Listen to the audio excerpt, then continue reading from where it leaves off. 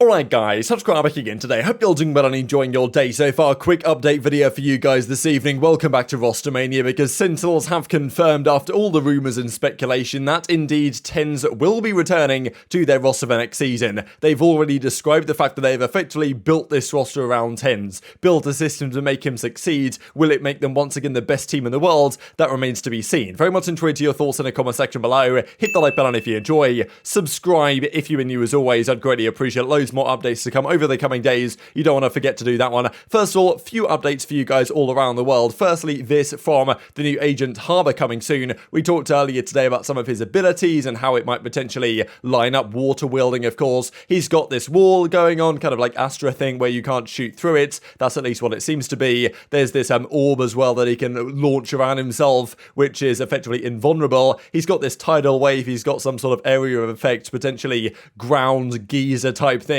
He's got a few abilities going on, but they're kind of revealing what's actually going on here tomorrow, 8 AM Pacific time. A gameplay event to reveal his abilities. We believe he's coming in for Act 3, and yeah, usually they don't release agents that aren't going to be viable and competitive, so we'd expect Harbor to be usable to a certain degree. Of course, a new controller player, and controller players are arguably the talk of the town right now, especially with Marv's destination very much unknown, especially with this whole Sentinel situation, which almost certainly now has fallen through for Marv. As it stands, over the last few days, we just had rumours and speculation. Now we are starting to get some of the confirmations. The deadline is October the 15th. That's the soft roster lock deadline, where the top tier teams have to pretty much say to Riot what they're planning to do. Then after October 15th, we then probably get into the territory of the tier 2 rostermania, when the organisations that choose to stay in tier 2 will decide if they want to do so or not, and then start to consider picking up players, because look, that tier 2 market is going to be flooded with talent, especially with EG maybe not going down the direction that we thought they might. Speaking of Vitality, they're looking to get Twiston, formerly of Big, into their team, so all sorts going on in the EMEA side, of course. Twiston to Vitality potentially, cNed, Destination Unknown, Liquid, Fnatic, all trying to build God Squads. Another arguably God Squad is going to be the Sentinels, guys. We'll see here in a second. No BCJ on this team as the initiator, but as he says here, see you guys next year with the eyes emoji, maybe implying he's got something lined up. Look, it's not going to be on the Sentinels, Cloud9, 100 Thieves, or NRG to our understanding. EG, as I say, presently unknown, or it's a tier 2 option for BCJ, but he's trying to do his best to get a spot, and I think he certainly deserves one.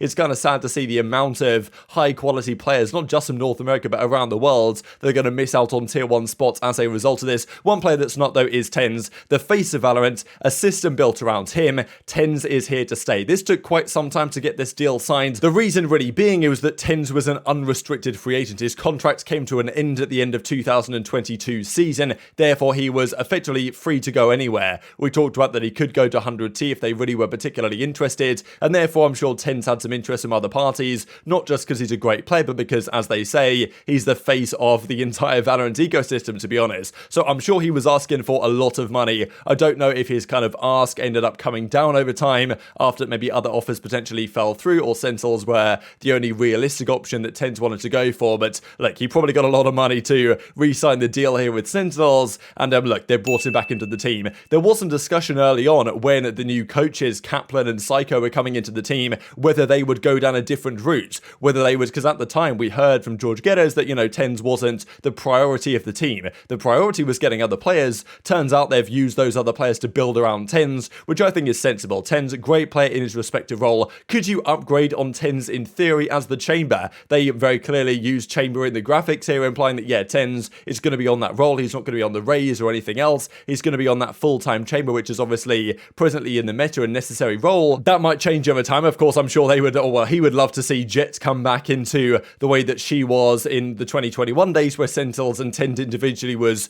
just so good. The last few months, TenZ has arguably been somewhat behind the meta to some degree, finally got into actually using the Chamber and had some decent success with it, but not as much as many other Chambers, you know, the likes of Ye, of course, even Cryo right now, and then you look at a B-Dog or a Dicey or some of these other guys that are out there, possibilities to potentially join some of these teams as their Chamber players, but no, TenZ is going to stay. This to me is very sensible. I was very surprised by the early rumours that they were potentially going to get rid of TenZ, because, look, Sentinels have already overhauled their roster massively. They also got to understand to a certain extent that TenZ and the personalities on their organisation are a massive part of why, as an organisation, Sentinels are actually well liked and well respected and well followed, because we know that from a business side, guys, they have made some questionable calls with the likes of the dapr thing and the Shaz thing and the zoms thing, not telling them as quickly maybe as they could have done. So a lot of their fan base comes from TenZ individually, right? And if they let him go elsewhere, I think that would be a huge loss for Sentinels' draw and their potential, sponsorships, but also their standing in general within the scene. So TenZ is going to say, good decision, I think, from multiple perspectives. Now, what does this mean for the success of this roster? So, of course, we know that zyppan and Dephh are coming in. zyppan is the first player to be confirmed to this team.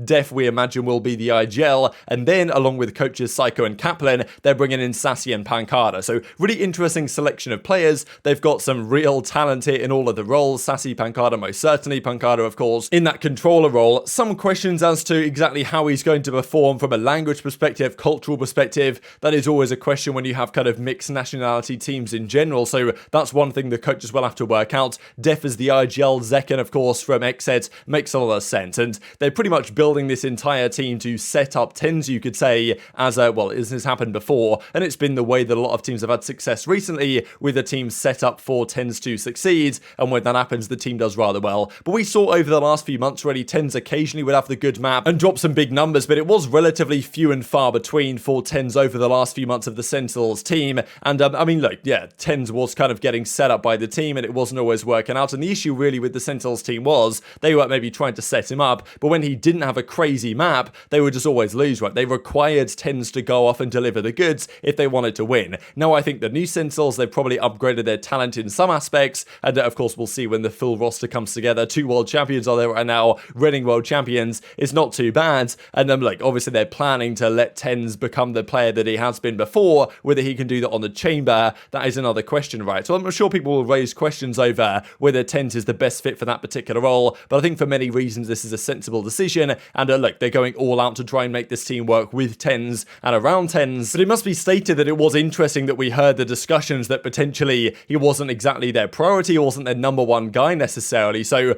maybe they just thought he's asking for a lot of money here, we've got to re-sign this contract, let's keep our options open, and then if TenZ ends up, if we can make it work with TenZ, let's make it work with TenZ, as of course they have done, and I think it's good for all parties involved. But still, this team has to succeed, right? And with TenZ at the helm, they're making a lot of money here, they're spending a lot of money to build a roster that should be a super team, right? They're building together players from the best teams of the Americas region in general, putting them all together to compete with the Fnatics, the Liquids, and of course the super teams they're trying to build. Cloud9 as well, people have in a similar conversation. NRG are effectively former OpTic, so there's that discussion as well. 100 Thieves are going to be no slouches either, one of my favorite teams to watch coming into the new season. So Sentinels will have to compete, but I think they will compete with the team that they are building. The other quick question just to talk about on this is the whole TenZ Marved drama from a couple of years ago now, and some of the talk on this really was that if TenZ is going to stay, would Marved come in? But Marved is now not going to be on Sentinels, we believe, and this further reinforces that idea that more than likely, unless they did want to kind of say, look, you guys are adults, you can get over this arguably petty drama from a couple of years ago, but still, maybe there's still some resentment being held there, and regardless, Pancada's going to be the controller here, not Marved, and we thought maybe Marved did have the offer, and maybe that was a discussion internally as to whether TenZ and Marved, is that going to work so well? Now TenZ is there, Marved is for sure not going to be there. So where does Marved go? That is another heavy question in the air, because EG looks maybe not excessively likely, and then of course, there's other teams around the world, but will Marved want to go there? Some are saying he's going to take a break. So that's kind of the final talking point on Sentinels for now, but as I say, more confirmations over the coming days. We obviously only have 2 confirmations, right? We only have zyppan and TenZ so far in this Sentinels roster for next season. We still need 3 more confirmations, because until things are locked in, you still never truly know. But very much intrigued to your thoughts on all this stuff in the comment section below. Hope you guys enjoyed the video. If you did enjoy it, hit the like button, tell us YouTube gods, this is a good video. Others like you should see it as well, and I've grown the competitive Valorant community. Thank you as always, take care, and I'll see you next time.